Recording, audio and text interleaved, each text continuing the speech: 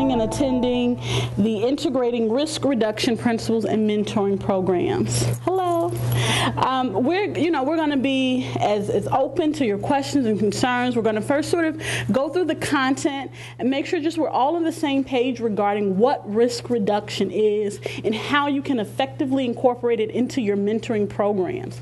For those of you that already have mentoring programs up and running, we'll talk about how the things you're already doing are helping with risk reduction and how you can incorporate it for those individuals that are just starting out on your programs, how you'll be able to build it into the foundation of the things that you're going. So I'm going to turn it over to Duran, and she's going to talk with us about risk reduction. My name is Duran. I am the Corrections Program Director for the Council of State Governments Justice Center, and I've been working as part of the National Reentry Resource Center and the Second Chance Act grantee since the very, very first class of Second Chance Act grantees started in 2009.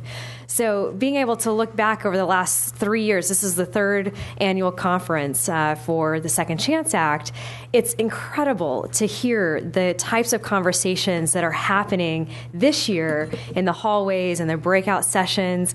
It's, the conversation around risk and risk reduction has come so far just looking back over the three little snapshots in time that we have, which are these, the three conferences over the last 3 years. It's really encouraging to us to see the science of risk reduction being infused into all of the strategies and supports that we describe when we're talking about reentry. And so what I thought made some sense to do today is to really unpack the science of risk reduction and try to align it with the principles that support mentor programs. And I wanted to do this for a couple of reasons. One, I think it's really good for us to understand the science of risk reduction and what part of the science you're drawing upon when you're operating mentor programs or running community-based services.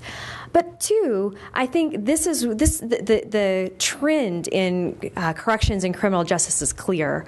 Every funding stream that I'm aware of is talking about demonstrating impacts, being able to explain how your program or your intervention is going to reduce risk, going to reduce recidivism.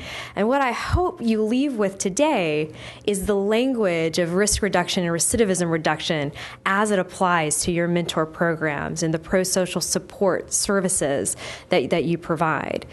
So first, I'm making a big assumption that we have mentor grantees in the room. So I just wanted to check that. If you are affiliated with a mentor grantee in some way, will you raise your hand? Great. Okay, great. And if you're not affiliated with a mentor grantee, would you raise your hand? Okay, great. So I'm hopeful that the science certainly applies either way. We're going to talk about the risk-need-responsivity principles, which you've heard in several different conversations over the last couple of days. We're going to spend some time really unpacking those ideas, and then we're going to talk about what that means for what mentoring can add to this equation. All right? Yep. Makes sense? Okay. So first, there are, when we talk about recidivism reduction, we really end up talking about two very different ideas that both need to work together in order to have an overall impact in recidivism. And recidivism is simply our very rough way of measuring the behavior of an individual after they've been involved in the justice system. And so we use recidivism, but it ends up being trying to really capture what an individual is doing when they're in the community. And so in order to have an impact in order to kind of add up all of those individual behaviors, we end up with a measure of recidivism, which is really an aggregate measure of a bunch of individual behaviors from a bunch of individuals. And so when we try to impact recidivism, and in particular, when we try to impact our recidivism rates, we have to look at both what we're doing to change the individual's behavior, one individual at a time, as well as what we're doing to respond to those individuals and their behavior. And it really takes both types of strategies. We need to be trying to affect individual choice, but we also need to be changing the way that we respond if we want to have an impact in our overall recidivism rates. And I'll explain that further. So basically, what we're looking for is, again, the types of tools and resources that can begin to affect individual choices and affect our responses at every single point in the justice system. Ideally, if I had my magic wand and everything about our justice system was about risk reduction and reducing the likelihood that someone would go back to crime, we really would be taking a look at every single interaction, meaning every conversation that a person has from the moment they're arrested, through booking, through the court process, through intake to prison, what happens with them when they're behind the walls, how they're released, how they come out under supervision, what services and supports they participate in, are all working towards the same goal of changing their behavior. That's a tall order. That's a very different justice system than we have today, which is really about catching wrong behavior, law-breaking behavior, and responding to that behavior in a very different way than for the intention of changing and reducing risk in the future. So in order to build this system where every single interaction is about risk reduction, so that person who is very first arrested that first time, that first arrest becomes their last arrest, which is all of our goals, we have to pay attention to three very important principles. And these principles are captured here, but they're built on decades and decades and decades of research about what causes an individual to change the choices that they make. And we summarize them as the risk-need-responsivity principles. They're sort of those vocabulary words were first coined by two Canadian researchers, Andrews and Bonta, who really summarized a whole lot of research from a number of different fields and applied it to the criminal justice population. And the application of all of that research to people involved in the justice system became the risk-need-responsivity principles, which is why we talk about them so much today. They're a shorthand for really what is many different fields and bodies of research summarized into three little nuggets, which is really handy, even when they are tangled up in vocabulary words that I think are not always so helpful. But the first, and many would say the most important principle, helps us understand who can benefit most from our interventions. Who is going to change their behavior because we've engaged with them? And the risk principle helps us understand who to target. And that who to target really is people who are at risk of committing crimes again in the future. So we're talking about a higher risk population. And that's a big, broad term that means a lot of things to a lot of different people. But in the risk principle, the criminology, science-based context, we're talking about people who are likely to, or at a high likelihood to go back to crime. That's who we want to target because those are the folks that when we engage with them, we're able to reduce their risk of reoffending in the future. Then the need principle tells us what to do with that group. So risk principle tells us who, the need principle tells us what. And the need principle tells us to target the factors that change a person's likelihood to commit a crime. And this is where we are so fortunate to be doing the work of risk reduction, working with a justice-involved population in 2012, because we have the advantage of knowing very specifically what these risk factors are. And, they're not surprising. They're not surprising to any of us that have been working with people who've been incarcerated. They're things like, what is a person's attitude towards life, towards the people in their lives, towards work? What is their attitude? That's a huge risk factor. We would call a person with a risk factor would be called would be having antisocial thinking, behaviors, beliefs, meaning that you know exactly who I mean when you see someone who has an antisocial attitude in your programs and in your services. It's very clear who those individuals are. That attitude makes them more likely. It's a risk factor that makes them more likely to commit a crime in the future. So how they think, who they love. Who you love and let into your life makes a big difference in the choices that you're going to make. If your close relationships are with other people who are committing crimes, you're more likely to commit crimes. This is no surprise. That's one of the second biggest, most predictive risk factors that an individual can change about themselves. They can change who they hang out with. They can change who they let into their lives, which is very good news for us. They can change their attitudes. So how a person thinks, who a person loves, and how a person spends their time. Again, if they spend their time engaging in what will become criminal activity, they're more likely to engage in criminal activity in the future. So a person who's at risk because of the way they spend their time means that they're not going to work every day. They're not going to church on Sunday. They're not helping their family members with all the things that we do to help out our family members. They're not necessarily spending their time in ways that lead to a productive, pro-social life. That's a huge risk factor. So these are things when we describe the criminogenic needs or the risk factors that we can change, these are not things that are unfamiliar to us.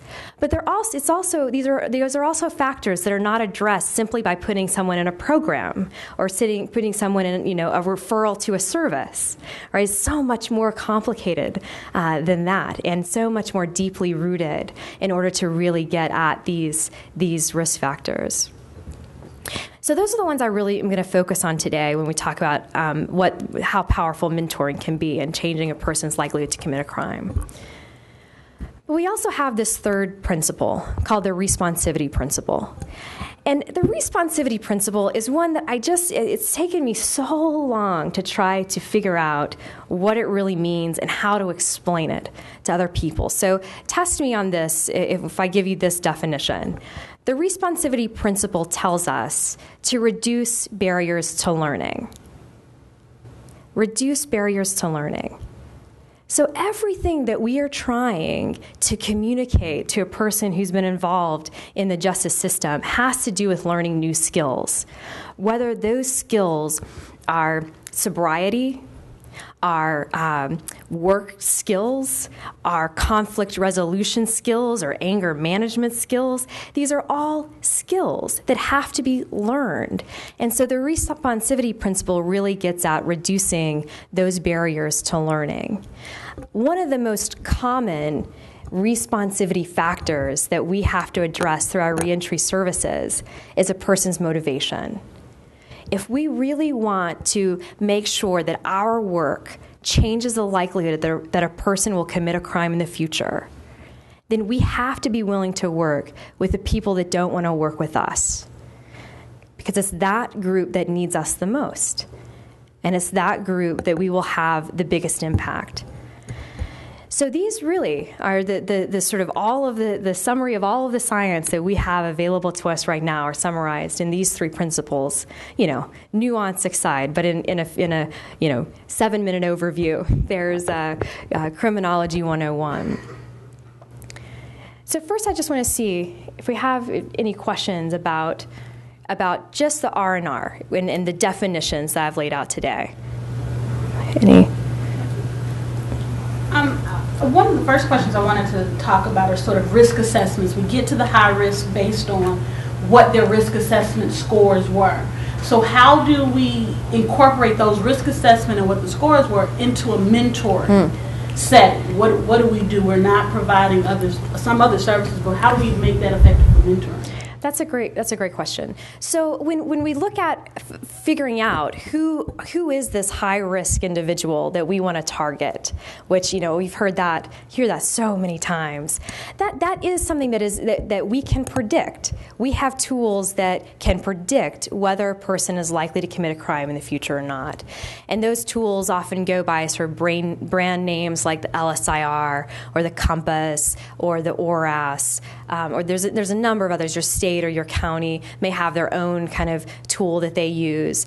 But it really is, these tools are built on a predictive algorithm that looks at both the static factors, the factors that we can't change, like how many times a person's been arrested, and the risk factors that we can change, their attitude, who they love, how they spend their time. And so the risk scores can tell us a whole lot in a very predictive way, meaning we can rely on those scores to tell us, who is this higher risk group we're looking for.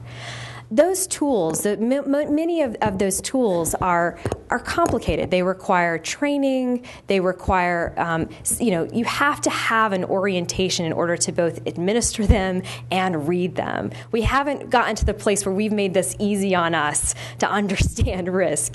And so when I'm talking to mentor programs or other community-based organizations, my very first kind of piece of advice about getting that risk score is to hopefully your corrections partner is already using a risk assessment tool. And hopefully they will provide that score to you. So your staff, in the limited time that you have with all of the responsibilities that are already on your plate, don't have to then become experts in risk assessment as well. But that's something that hopefully can be shared and that they can provide that training as well. So the question is, just to restate it, how do you get access to the information that a corrections agency has about the risk and need profile of the individual you're trying to serve? So, are there departments of corrections or probation or parole agencies that provide that share that information? Do they do that through MOUs? Do they sign non-disclosure agreements? How does that work? The Ohio Department of Rehabilitation and Corrections has a data system that they share with their nonprofit community-based partners. As long as that partner is, pre-approved and formally part of the network, they have access to that individual case-level information that's so essential to doing integrated case planning and providing community-based services. It's really an outstanding model as well. So, so that's the issues, and I think it's so good that you raised it, around getting access to risk assessment information, understanding that information, contextualizing it into your program. While it's simple to say what these principles are, operationalizing this in practice is very complex, as I know all of you know. It does take a long time to get those agreements in place with corrections partners to make that actually work. The next question I want to sort of discuss is about the training of actual mentors. Typically, mentors are simply community volunteers, and so their expertise is not in the world of criminal justice. How do we begin to train them in this risk principle so they can be effective with their mentee?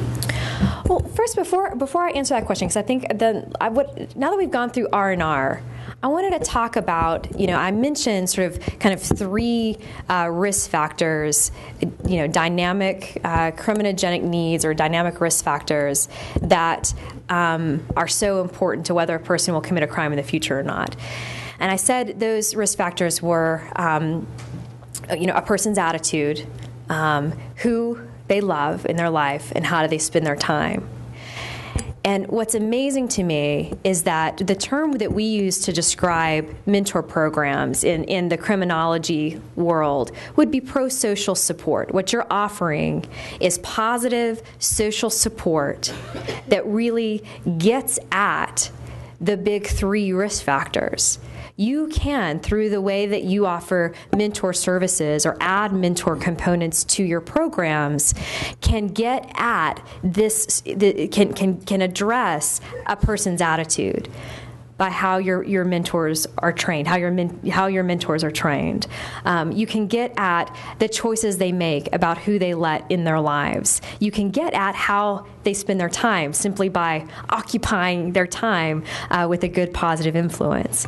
So understanding prosocial support, and I started to see this more and more in RFPs, particularly at the state level, less so at the federal level yet, but I've seen many states begin to put prosocial support into RFPs for services, or doing special RFPs for prosocial support programs. That's like the new old term to talk about mentoring that you'll sometimes see as well, and I'm sure y'all have probably seen it as well. But so just to define it, prosocial support is anything in a returning citizen's life, or someone who's been incarcerated, that can have a positive influence on him or her. I mean, it's this huge, broad definition, this prosocial positive influence. And the degree of social support, of positive social support that a person has in their life, is actually the most predictive indicator that we have to know whether a person will be successful or not. So when you talk about communicating your value to your corrections partners, or trying to explain in an RFP why your services that you provide are worth spending public money on, what you are addressing through mentor models is the most powerful predictor of community success, of recidivism, which is just incredible to me. And I think as a mentor community, and having now worked with mentor grantees over the last 3 years, I think we're becoming clearer and clearer and clearer about the power of your programs to really impact risk, and want to be able to see, particularly through the Second Chance Act, your examples being held up as national models for others to adapt, to understand how they can tap into this powerful element of prosocial support as well. And so that's a call to you as we are working with you, as Crystal and Saudia are working with you, and others at the Resource Center. We want to hear from you about how this is going and how you're describing your impact on risk. And then, of course, in the most obvious kind of role that a mentor program can play in impacting a dynamic risk factor, or criminogenic need, is by modeling positive behavior. So many people involved in the justice system, and this is not true for everybody, but so many people involved in the justice system honestly have not had the opportunity to observe a healthy, law-abiding citizen making good choices. And without those examples, it's hard to know what to follow. So if you have a lot of examples around you of people that are committing crimes, that are engaging in criminal activity, it's very easy to see how you would follow in those footsteps. But the opposite is also true. When you have good, strong, powerful, positive role models around you, you're more likely to make good choices. And we can model these behaviors through every single individual interaction that we have. So every opportunity, every conversation is a chance to model these behaviors. And the more that we are able to express the type of skills that we want the people we serve to model, the more powerful our program will be. One of my favorite examples, I used to do a lot of motivational interviewing training when I was working for the state of Michigan, and I would put up this slide, and it was basically like, don't engage in power struggles, something like that. It wasn't a very clear PowerPoint slide, and inevitably the staff I was training would always think I was talking about the offender, like, yeah, they need to tell the offender not to engage in power struggles, and it said, you don't need to be right. That was like the big tagline across the screen. And they was like, yeah, that's right. You don't need to be right. Well, of course, what I meant is that's what our parole officers need to let go of being right all the time and model good conflict resolution skills, model managing their own emotions. That is hard to do. The long day, hard moments, of course, but the more opportunities that we take to model the skills that we want our clients to have, the better off we'll be, the more powerful we'll be. Also, in a mentor relationship, particularly in like a one-on-one setting, it gives a person a chance to practice those new skills in a very safe environment. So it's, oftentimes so many of our programs and services are run in groups. There's not a lot of time. I mean, there's maybe some role playing, which is great, but there's not a lot of time to really have one-on-one interactions where that person gets a chance to practice the skills that they've been learning. And we know that alone, that ability to practice, is so important. So the better trained your mentors are to reinforce change in a positive way and to give that person a chance to practice, the better quality that mentor relationship will be in terms of impacting behavior. And then, of course, then the last piece, which I know you will not, this is very obvious, but mentor relationships can be such an incredible tool to enhance the motivation of people involved in those mentor programs. And there's a whole lot that we know about how to enhance motivation, both in terms of the concrete, incentives that we might have to offer, and in terms of the way in which we talk to one another. That simply by having a different type of conversation, one that reinforces the positive, that instills in an individual that they can change their lives, the more those conversations reinforce those abilities, those ideas, the more it will enhance motivation. And the more motivated an individual is, the more likely they are to change their lives. So those are the qualities, those last three things I think we want to see in a mentor relationship or in a mentor program, even if it's a group mentor setting. We want those relationships, we want mentors to know how to enhance motivation, how to use those cognitive behavioral communication skills that really get at behavior change. We want them to model appropriate prosocial interactions, and hopefully in every single conversation. And we want them to engage them, spend time together in prosocial activities. And so in terms of prosocial activities, can we spend a little bit of time talking about what some of those activities are? What are your mentors doing with your mentees, and how are they engaging with prosocial activities, not just kind of sitting down talking, but actually going out and doing things? And so, I come from Michigan Department of Corrections, just to know my background. What I think is a huge opportunity in the mentor field right now is to help explain to those DOC partners, to corrections partners, why things like participating at, going to ball games, going to off-Broadway plays, going to these different activities is an important part of a risk reduction strategy. As you try to communicate to a corrections partner, you want to take them to a movie night, sometimes that drops like a lead balloon in a correction setting.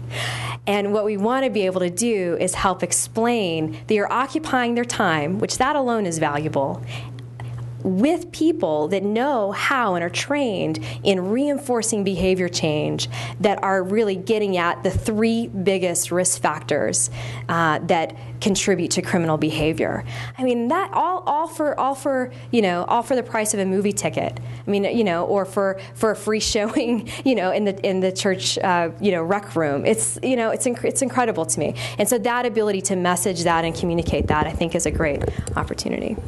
But back to mentors and mentees working together, how do we train the mentor to not just sit and talk, but to do some of those things? So some of us live in sort of rural areas, so there's not necessarily the off-Broadways or go see the Avengers and things like that. What other sorts of maybe non-cost, because most of our mentors are not paid, so what other engagement tools are you all engaging in and doing with your One of the activities that was mentioned is just walking with their mentee together, which is as she mentioned, is a chance to have good conversations and engage in a prosocial activity that person can do on their own as well, that mentee can do on their own.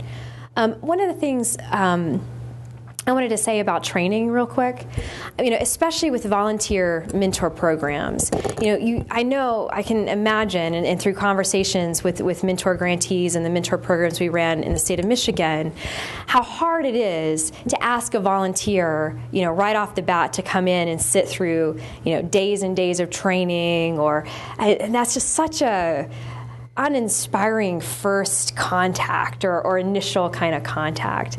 And I wanted to just speak to that a little bit about many of these prosocial communication skills or cognitive behavioral communication skills, while they do require a structured curriculum, don't necessarily have to be, a 3-day motivational interviewing training. I mean, if that's something that works in your program or works for your mentors, great, but that really there's some really nice condensed free public domain training curriculums that kind of cut to the chase about what are the core skills that you can impart to your especially your volunteer mentors in a relatively short training session.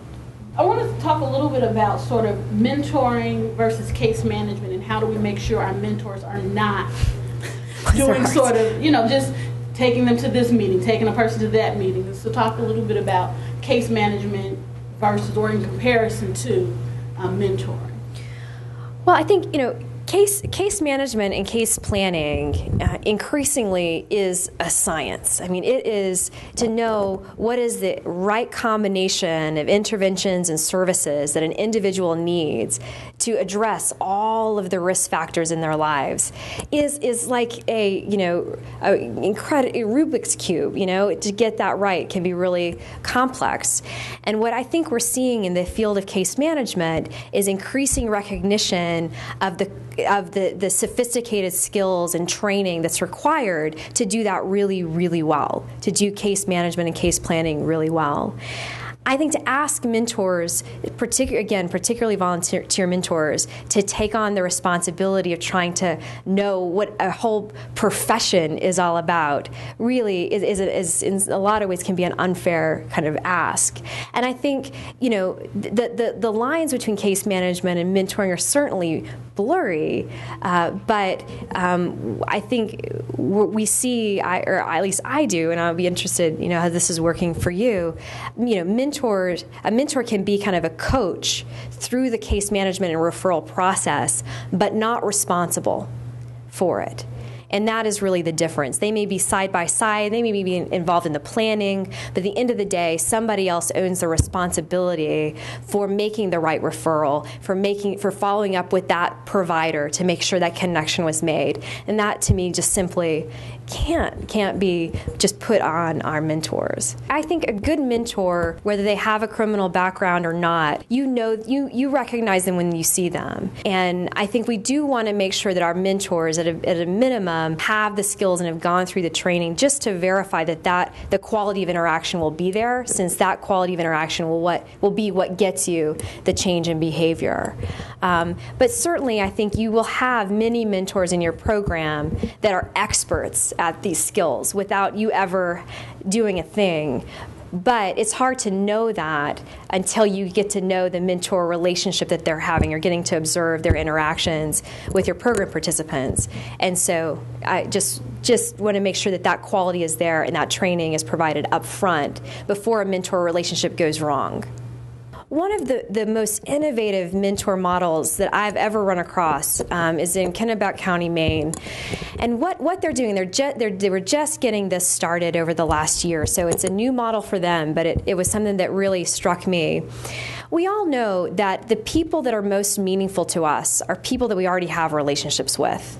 So we care a lot about maybe what our parents think, or our siblings think, or an aunt thinks, or someone that was close to us growing up in our childhood, who's seen us through good times and bad times.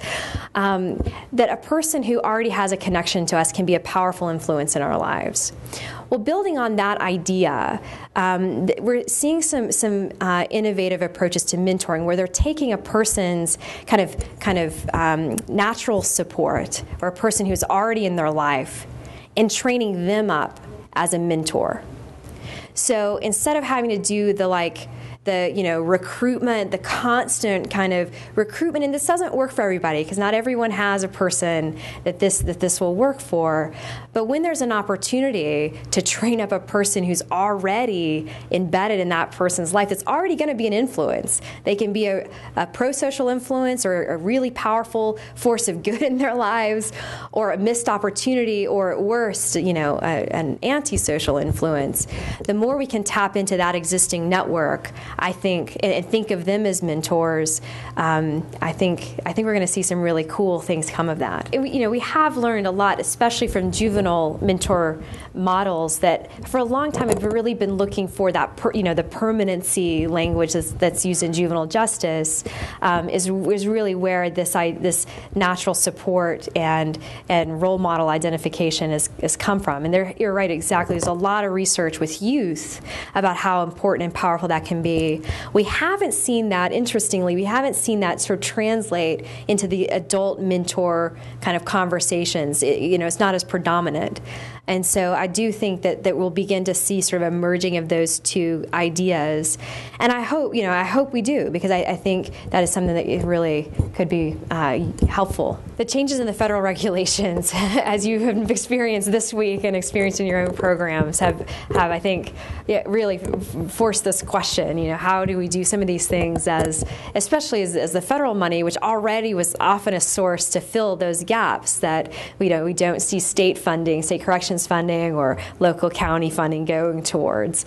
And no, there's not a great answer. There's not some magical source that we know about that is funding these ideas, which is really why I think a huge part of it is us all speaking, using the same language about why mentor programs are valuable and how they fit into the conversation around risk reduction and recidivism reduction. And I realize there's many, many dominoes between those conversations and actually seeing, your funding gaps filled or additional funding being invested in mentor programs and pro-social support. But to me, I think, having watched the conversation at the federal level in particular and with members of Congress evolve around mentoring just over the last 3 years around the Second Chance Act, I think, we saw mentoring become funded through the Second Chance Act because people intuitively in their hearts think it makes a lot of sense. But we hadn't at that point really made the direct and explicit connection back to science. And I think that's where we have to go now. And I know that, as a part of the National Reentry Resource Center, in our conversations as one part of that voice, are trying to be very clear about these messages, at least, to our, members of Congress and federal partners.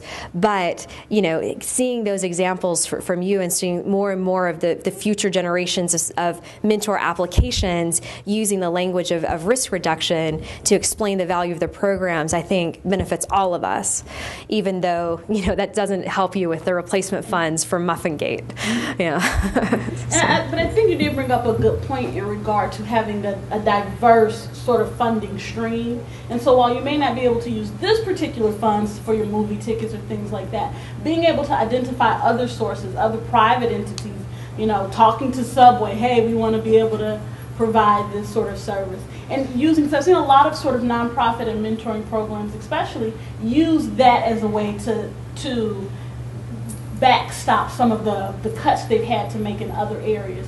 And so I think that the short answer is find sort of private entities, though maybe the movie theater company has a community service program that they want to be a part of, and help being able to utilize your sources and leverage the contracts that you already have in order to get other services as well. But you had We're fortunate, Shannon from Oklahoma, we're fortunate enough to have funding set aside for the food part if we want to spend any money on food, but we keep it very minute. We have what we call a meet and greet, and the halfway house that we have there in Tulsa, Oklahoma actually allows us to bring our mentors to that facility and they have a separate building that we meet at, and we're actually able to have a movie night, and we barbecue. We'll go early and put on your, your barbecue hat and go out and cook hot dogs and hamburgers, and the mentors will come in, and we'll have about 50 people show up on those evenings where they can sit and have that movie night and have a barbecue and enjoy each other for about 3 hours while they're in the pre-release setting, and that's always been very beneficial for us. Oh, cool. And then another thing I wanted to add, within our mentor package, that when we do our training, we look up all the free stuff to do in Tulsa, like you do when you go on vacation. What's the free stuff to do in that town? And we include that information in our package as well. Oh, I think, I'm sorry. What we're interested in is the fact that the movie companies, the fact that so often we as adults, we get together and we have these kind of sessions, and we kind of build a strength for ourselves and feel as though we all have a common cause and kind of rah-rah out. Someone out there is interviewing a young person to say, we're going to be matching you within the next couple of weeks. And all of a sudden, the young person, being the person that knows less about this effort that's being made, all of a sudden is being told, here's Mike. Right. Is there any suggestions as to whether or not a trainee, a mentee should also be trained? It's kind of like the person who's in prison coming out. How interesting. Spending all the time while in prison, finding out how to be a father, but then dumping back at the families, and no one said anything to the kid. Oh, that. We hold a mentee training every mentee in our program. We're training them as well. So let them know. So I can email it to you, right? So let them know what to expect out of the mentor relationship and what not to expect. Right. Great. I also have a few other programs that before they actually do a match, they kind of bring everyone into a room sort of for the meet and greet. So you're not matched yet, but you're sort of at this barbecue or event, dinner. So you're talking to everyone, and then it's kind of like a separate room. Okay, so who in the room did you gravitate to? Who in the room did you think would, maybe they'd be a good match to you? And then match them that way as well. Not just sort of you fill out application, and we put it on paper and everyone match. So I think it's a combination of both things. I don't think there's just a one size fits all. I think you would have to really figure out because some of it is going to be logistics. Where's your person coming out to? Are they coming out to, Tulsa, Oklahoma? Are they going all the way, to another area? And so part of it is logistics, but then there is that personality portion. I think you had a question right here, but in the. I've been trying to figure out how to energize our mentoring program because it doesn't have a whole lot of energy. One of the things that I'm learning and I'm finding out is that it appears as if there's a difference between pre-release mentoring and post-release mentoring, and we haven't really recognized that in our program. And it's almost as if, okay, here's your pre-release training and here's your post-release training, because by doing pre-release for several months, what they automatically do is do everything, they do it the same way post-release that they did pre-release, because that's what they were felt comfortable. But it's video. It's video pre-release, and then they sit across the person, and it's as if, they've removed the screen, but they, so, I guess the real question is there some models as it relates to how you handle the pre-release versus the post-release mentor training? Is it the same same pairing, pre-release and post-release? Yes. Okay. And I think that it's simply just that it is a training. I know a lot of programs, you sort of get your mentor training at the very beginning, but then once a month or once, every quarter, you also get additional training. And so it's having those conversations, and maybe it's having a plan. Okay, our first meeting, you all give to go Walmart. Yes. They give them a gift card, and that's their first outing when the person is released. Come on, let's go to Walmart and buy your toiletries, your toilet tissue and deodorant, and so now we've interacted because you see me as the person. Oh, well, when I got out there, was the first person to sort of take me to Walmart. So it can be something as simple as that, or something you just teaching people how to interact differently, letting them know that it's not just sort of sitting across the table and So how's your day? How's everything How's going? your plan? Right. I'm Carlotta Stringer from Oklahoma City, Girl Scouts of Eastern Oklahoma. And also the difference with pre-release and post-release is their focus is different. Once they get out, when you're in, you're focusing on getting out. Once you're out, you're out. So you have to focus on housing, family, and whatever is going on in their life. So they're totally different people because they have different responsibilities once they're out. Yeah, the dynamics has changed, Exactly. pre-release versus post. And I get some of my mentors saying, wow, what's happened? You know, and the dynamics have changed. And that's true, but the thing about that I've dealt with is that you have to give the people time to realize that they're out and the responsibility is different and that you have to help yourself to be helped. So what we do also is we'll call a mentor and talk to them one-on-one and establish a relationship with them. So sometimes when I call, I don't even talk about the mentee. I just want to call them and make them feel like, let them know, not make them feel like that we care, we want to know what's going on with you, how you're handling this once they're out, because sometimes the mentee, once they're out, they're missing in action for a couple of weeks, maybe not. But let the mentor know that we still need them, we still want you. Just give this person a chance to realize that they're out, get used to being in society, get used to just riding on the bus or whatever that they have to do when they get out. And once they get used to it and get used to being there and the responsibility and their focus is different, then they call us or call their mentor and say, okay, I'm ready to engage back with the program. But it does work, and even we found out that once we match a person, doesn't necessarily mean that match is going to be sufficient, but we'll call them and say, how are you feeling about it? How do you feel about it? But we also let them know if this match does not work for you, don't give up. Because we're just matching about our likeness and what we feel a good match would be. That's why what Ms. Shannon was saying, we have this meet and greet, which is the best way to do it. Kindred spirits draw each other. So that's what that does. Question.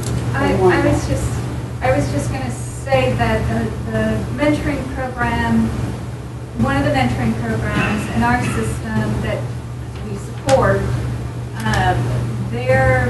that demonstrates the highest rates of reductions in terms of recidivism for the folks that participate in that program. They have a different set of mentors working with the folks inside the facility than outside, because there is such a variance in terms of the type of support that's needed once that they're connected. They also partner with other mentoring services, even at, you mentioned your Girl Scouts, like Girl Scouts, to get the mentor and the child engaged out in the community with a different support pool. So they've been very, very successful using that type of a model, just because the demands are very different and the expectations are different. We had one. Someone in that. Yes, my name is Abdullah, Virginia.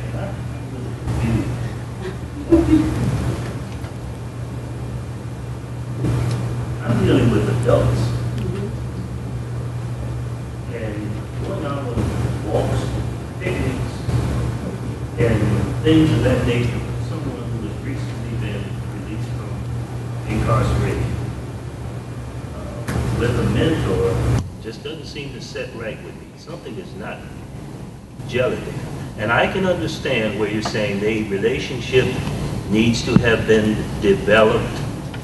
We get them pre-release, blind, crippled, and insane, I call it. We take them all 30 days prior to being released, and we do support groups. We start mentoring, and we hone in on cognitive behaviors. Like has been said oftentimes, first of all, they're only interested in, I get 3 days of good time for taking this program, and then as soon as I hit the street, I'm gone. And we try to follow up on these folks and haven't had much success. What do you do? Adults I'm talking about, not children. One of the things I really want to point out to you that most of the people in the room are also dealing with adults. There are some juvenile mentors. But I ran a reentry program for a long time. And the thing that my guys actually loved the most is when we stood on the beach and learned how to tie ties. The most random thing in the world. But because a lot of them, being from the city of Chicago, had never been to the north side of the city, to that beach. So it may have seemed very sort of elementary, but it was the thing that made them feel good because they were seeing something they had never seen before, which was the north side of the city. And so it really does at times, yes, some people are going to need something more than a movie or a walk, absolutely. But don't, honestly, those things, those sort of low-level, low-hanging fruit things, are also very impactful because it's really about the relationship. It's about what we can talk about while we're on this walk. It's not, you're not judging me because, I committed a murder or I robbed someone, but you just simply want to know, how was your day? You're not a family member that I'm staying with saying, did you pay the light bill today? You drunk the last Pepsi? What? But it's really, how are you doing? How are you handling things now that you're home? But part of that connection, which is why I think with mentoring, it is important to have that pre-release component. And so being able to sort of plan, well, what are we going to do when you get out? It's not just me coming to visit you while you're in because you don't have anybody else to come visit, but establishing that relationships. The difference, you want me a mentor while you're in because you just want someone to come visit you, but if you sort of really help them engage with that mentee, then that mentee will be looking for them when they get out. It may take, as Carletta said, it may take a while because I want to get my bearings. Ooh, things have changed so much. But they will begin to, if that relationship is built properly and built based on trust, they will continue to want to work with their mentor upon release. But don't, some of those movies and walks, those are some of the best things that they will enjoy doing, including the adults. So I'm Jen Jackson. I'm from Eugene, Oregon, with sponsors, and I'm nearing the end of my second year with my grant. So something that's going to come up, I think, for everyone in this room at some point is that this money doesn't last forever. And so we need to go out and we want to keep this alive. And what I see every day, like so many things that are difficult to measure, is like we see the power of the relationships. We see it working, but it's difficult to make that a quantitative, measurement. So aside from measuring recidivism, do you have any suggestions on assessment tools or other things that we can do as a program now to measure what we see every day, the beauty of these relationships, how we can measure and capture that to then look for funding elsewhere to keep it going? Yeah. I mean, I think that the first piece is you have one of the most compelling kind of fundraising tools, which is the stories of the people whose lives you've changed. And I think as we have moved to an increasingly quantitative data evidence sort of funding world, I still maintain that is going to be one of the most powerful ways you get your foot in the door with funding streams, and we've seen that kind of bear out. The grantees that are very, very good at storytelling are very, very good at fundraising. And so, I'm not ever one to minimize the importance of evaluation and data collection and all that. But I do think when you're talking about sustainability, cultivating those stories, both in written form, with your friends in the media, with your corrections partners, helping communicate that, I think is important, which you all already know. But you do see when you get a chance to step back and kind of look across the country at who's attracting funding and who's not, you really see, wow, it's not even like slick brochures or anything like that, but it's really compelling stories. And then on the data side of things, or the compelling evidence, I mean, I think every justice-related funder is going to want to see that you are able to the degree that you are, able, tracking recidivism. And a lot of that, does rely on your corrections partner to tell you, who has been arrested, who is now reincarcerated. And I realize they often don't communicate that back. But tracking those kinds of measures is going to make you more competitive. And having that relationship with the data keepers is going to make you more competitive, which again, y'all know. And then the other thing, in terms of some of the more qualitative tools that you can use to see if your relationship is making a difference, I mean, there are some, pre and post tests out there that measure cognitive behavioral shift. There's a free tool through TCU that measures antisocial thinking, and it's pretty sensitive, so you can begin to see in a relatively short period of time a person's shift in attitude. So those are good intermediate, objective measures of change that, again, require training to administer, but are actually very simple tools that you can measure that sort of shift. And then knowing that the ultimate prize, though, is that, third-party independent evaluation, looking outside in, which, again, are expensive. But if you can ever get that investment made in evaluating your program, I think that you'll see dividends come from that. Yeah. And for your individuals that are still sort of under supervision, those individuals on probation and parole, keep track of how many of your people are no longer testing positive for drugs. Maybe before they came, they had 10 positive tests. They've been with you a year and haven't had one. Keeping track of how many people have not had any technical violations. They've been with you for the last year and they have really walked and toed that line. Being able to tell, so now I'm able to tell a really good story. Now I can say, well, my people don't test positive for drugs. My people all have jobs. Being able, and then combining that with, and they're now a lower risk. Now you sort of have a complete picture that a new funder is going to say, okay, well, maybe this program is working. And also your DLC will say, well, dog, I put all these people over there. Let me start sending some more people. And along with that, I have to send some more revenue as well. Just one real quick thing I wanted to tack onto that, which is, when you're not able to evaluate your entire program, doing a sample, even if it's just with you and a friendly parole supervisor, with a subsample of your population, maybe just even a handful of cases to see how they have done on those measures of reincarceration or technical violations, or if they'll share it with you, which I don't know if they will, but drop in drug tests.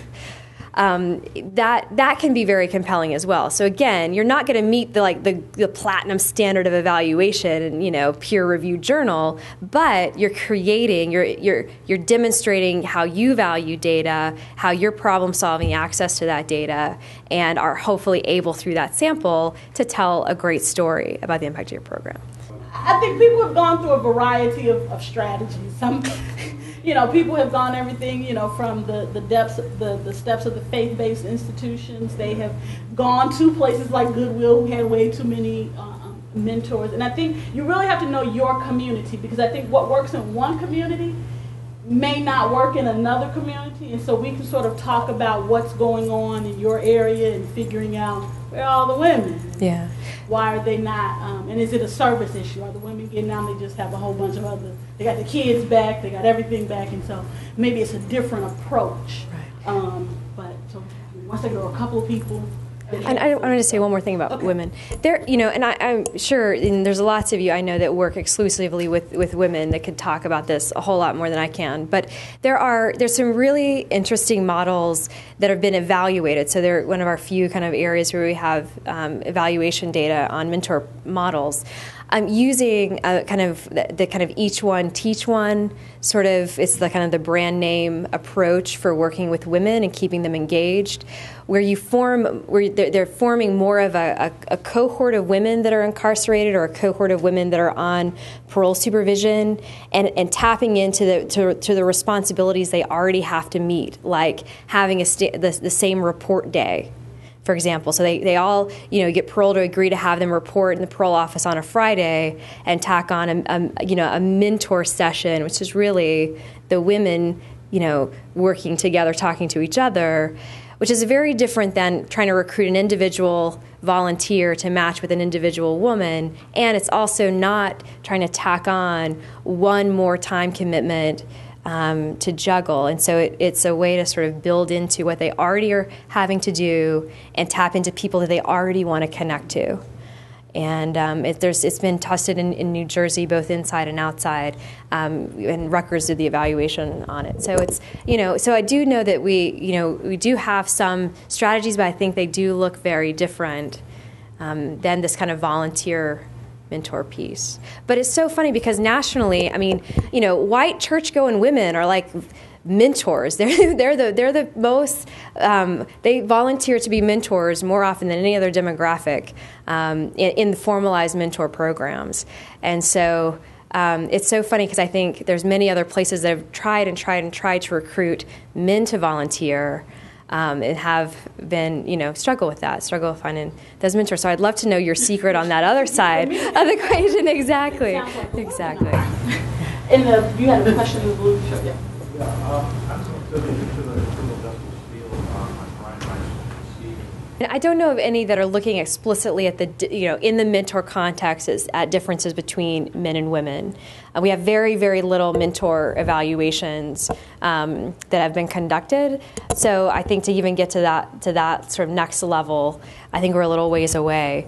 But one of the things we do have a ton of research about how, from a criminal justice perspective or a criminology perspective, the different ways in which women learn new skills versus men, and the different needs that women have versus men. So we do have a lot of that information to help guide and inform our mentor models. But as far as evaluating those mentor programs, I don't know of anything in the works quite like that.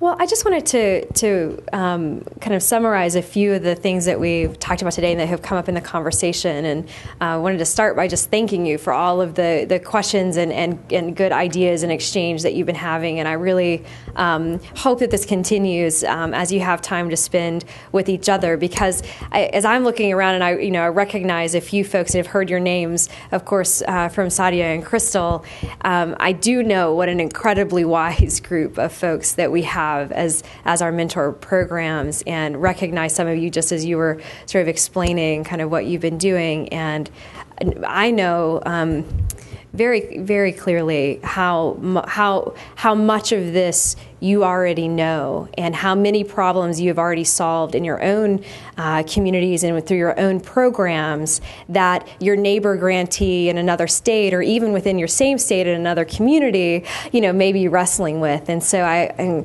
encourage and I hope y'all will take advantage of the opportunities that Crystal and Saudia are putting together to try to continue these conversations when we go back home through the webinars and through the sort of lessons learned conference calls.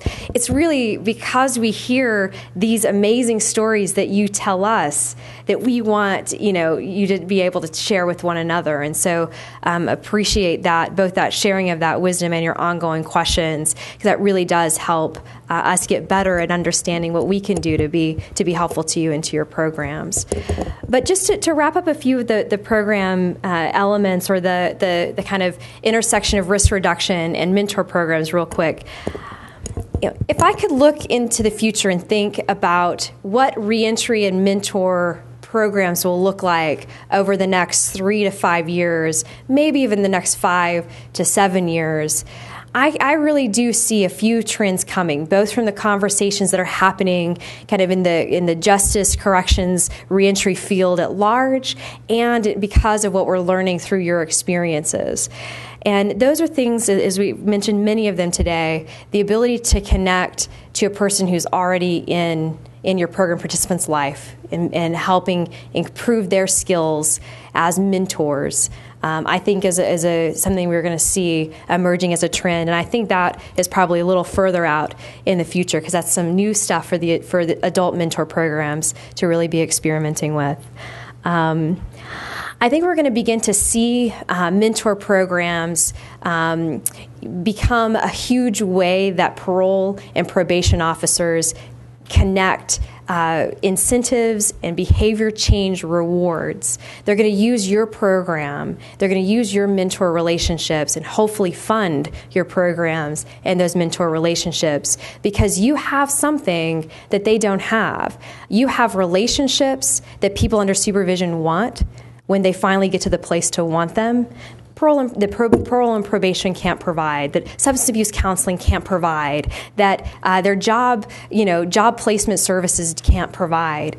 You can provide that, and you have seen this happen. When a match works, it can really work, and people want that, and it's an incentive in and of itself, because they're getting, for the first time in their lives sometimes, someone believing that they can change their life, and that alone can be a powerful incentive to keep coming back and to change behavior.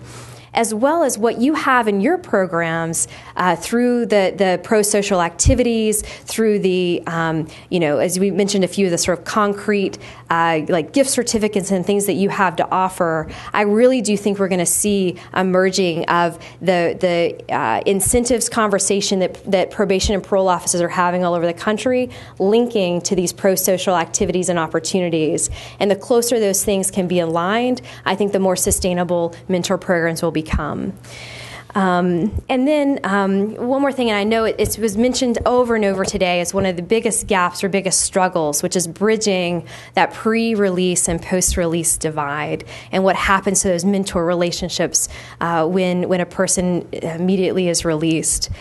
This was that moment of release, and you heard Mindy Tarlow say this in the employment panel this morning, is the most fragile, sensitive, and vulnerable period of time that people being released from confinement will face in their entire lives. And so developing, and this innovation will come from you, developing ways to bridge that connection so there is that relationship that is front-loaded, that stays connected and stays strong in that immediate period following release. I think the more we learn about that and the better we get at that, the more powerful the outcomes will be for your program participants. And I think we know that that's important. I think we'll be looking for those innovations from the field. And then I also hope that what we'll see is a huge wave of these federal programs, which for the first time we have these federally funded programs, many of which have either just wrapped up their federal funding grant or will soon be. And I hope what we will see through our ability to use your stories, through your ability to talk about your value from a risk reduction and science-based perspective, I really hope we will see the state and local governments picking up the funding for your programs. And that, for us, talking to Congress, will be one of the most powerful ways we sustain this part of the Second Chance Act. So of course we want it for you because we want your programs to be out there and exist in our communities. But if that does happen, even though you're no longer a Second Chance Act grantee, tell us about it, because that will be one of the powerful stories we will tell about the success of that federal investment. So again, that's sort of my closing remark, but wanted to thank you again for your time and appreciate y'all coming all the way out here for us.